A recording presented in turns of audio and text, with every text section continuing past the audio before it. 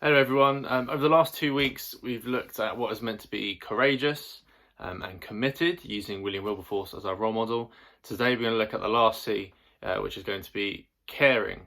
Now, when I became head of Wilberforce House 2 and a bit years ago now, I made it my first priority to make sure that all boys and staff in the house really cared about the house and what we were going to do. Now, I think we've nearly achieved that goal now, and like this year, just before we broke up, we won the house choir, we won the Eisteddfod, house points tally was doing really well.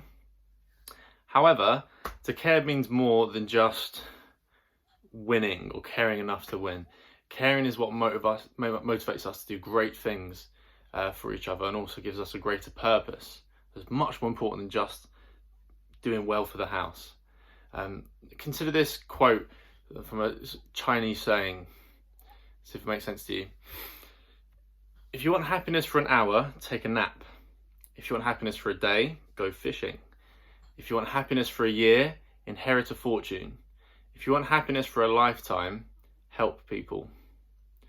Now, maybe you would choose something over taking a nap or going fishing, but that last point should remain the same.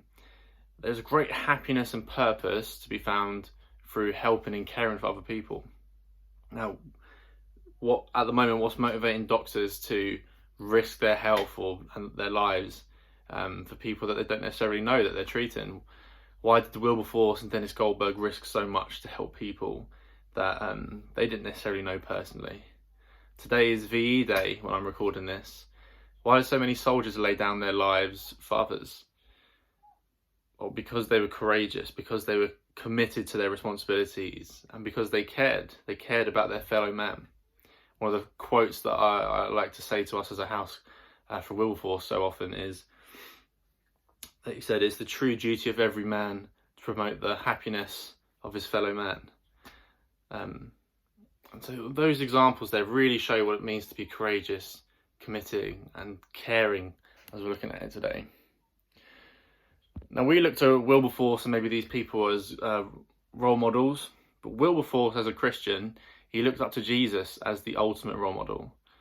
Now, Jesus' death on the cross is probably the greatest example I can give, or Wilberforce would be able to give, of being courageous, caring and committed. Far greater than anything Wilberforce did. Now, you and I at this time may have opportunities to care for those around us. Some examples, I know Lewis Otter in W2 has been helping his dad deliver equipment to staff in hospital. I know that Lorenzo in Year 7 has been helping his dad deliver food to people in his area.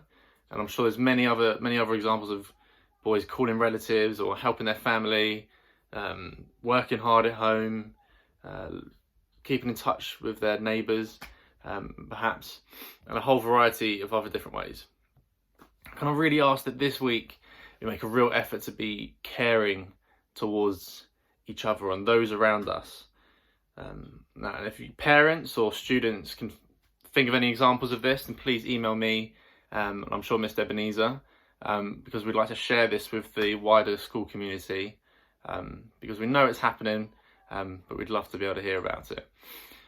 Now, to finish this week, I'm going to finish with that quote that we had in the middle. If you want happiness for an hour, take a nap. If you want happiness for a day, go fishing. If you want happiness for a year, inherit a fortune. If you want happiness for a lifetime, help people. Now, stay safe, gents, and I'll see you soon.